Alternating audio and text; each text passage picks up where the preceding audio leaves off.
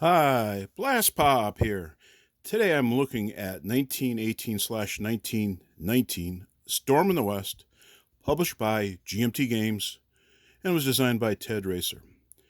This game was originally published back in 1992 in Command Magazine as just 1918 Storm in the West, and subsequently released was the 1919 edition, which was a variant to the 1918 game for the proposed Fuller Offensive. But the war ended before the Allies went full bore to try to take back parts of Belgium and France, and hopefully bringing the war to a conclusion. So it's nice that the game gives you the opportunity to try an alternate history, and it also gives the opportunity to give more in the game package for the buyer's money. Comes in a standard GMT box. It's got a nice coating to it. It's a particularly strong box, so it should last well and service well. And on the back of the box, it shows a section of the map, some of the pieces, and the various details about the game. 1918 to 1919 Storm in the West is a two-player game which works well for solo play. It covers the last 9 months of World War I on the Western Front. Also included is a second game, Plan 1919, which assumed a German defensive strategy in 1918 and an all-out Allied assault to win the war the following year. Units are mostly cores.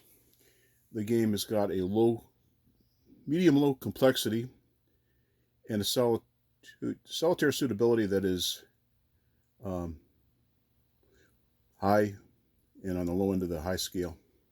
So there's nothing there that will prevent a player from playing both sides to the best of their ability. And the playing time is about 4 hours.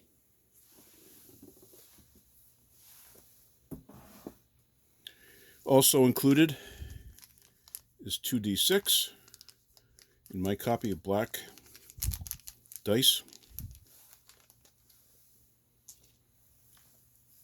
a rules book which comes in at 28 pages including covers. This is a fairly standard game in terms of complexity.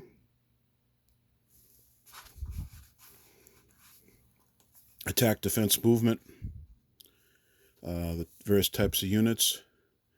The key for the German in 1918 is the use of the Strasstruppen units, or the Stoss units, which are meant to use different tactics and equipment to try to achieve a victory.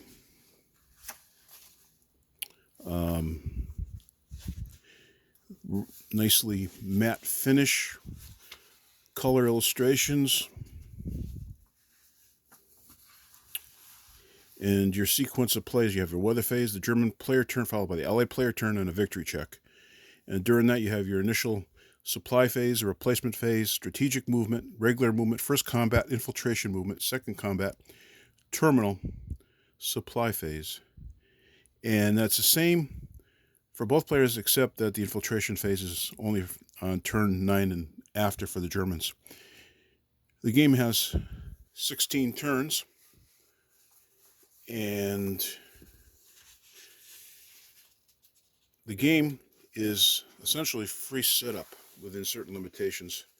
So players have the opportunity to try different strategies to see if they can win. Replacements and reinforcements, your stacking, up to 3 units per hex. Zones of control, strategic movement, regular movement rules. Your combat, odds-based. And examples of concentric attacks or assaults. Rules for fortress combat.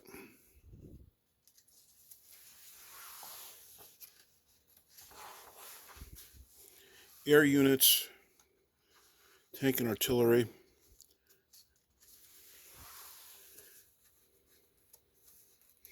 optional rules, additional scenarios to storm elsewhere.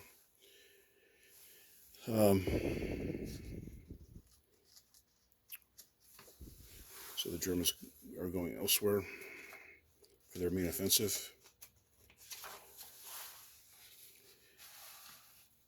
The Allied offensive for storm in the west, a short campaign, Plan 1919.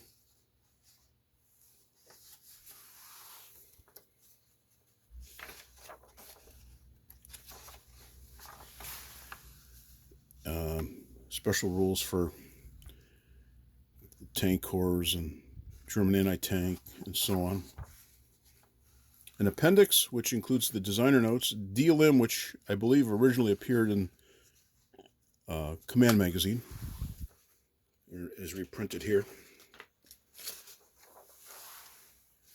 And ideas for the Allied and German players. An index, and then an extended sequence of play for your convenience. Also included is 2 player aid cards, identical.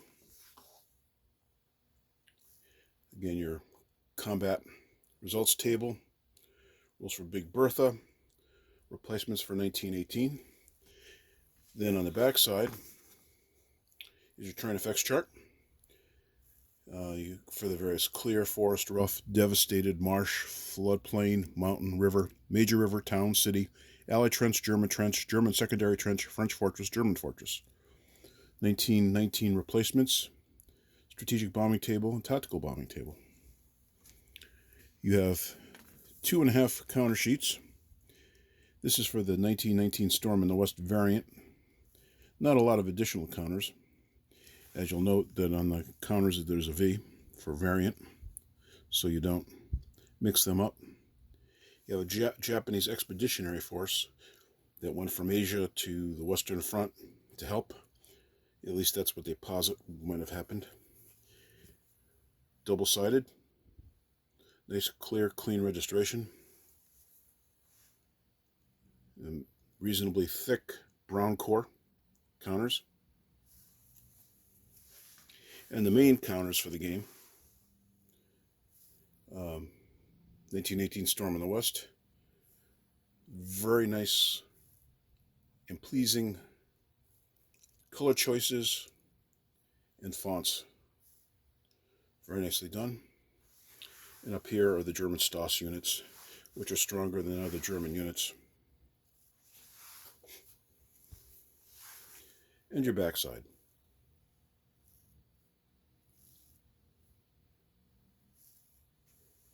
Okay, as to the map,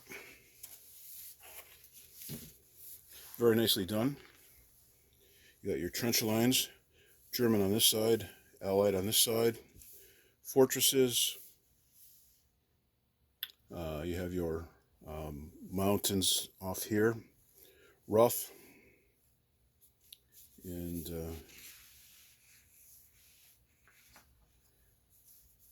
you have Paris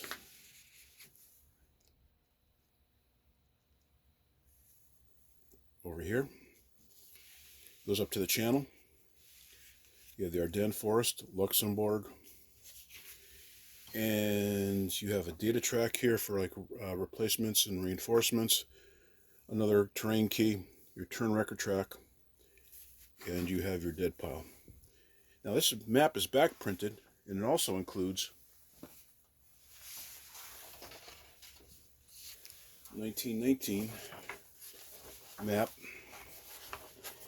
And physically the map is substantially similar as far as I can tell. I don't see any noticeable changes to the terrain on the map for trench lines and stuff. I could be wrong. I did examine it, but the main advantage that they're giving you as the player is, since they're able to back print, is they have a different data track for when replacements and reinforcements come on in, and the fact that the scenario is 9 turns long with a turn 0, which is for only the Allies to start launching their offensive.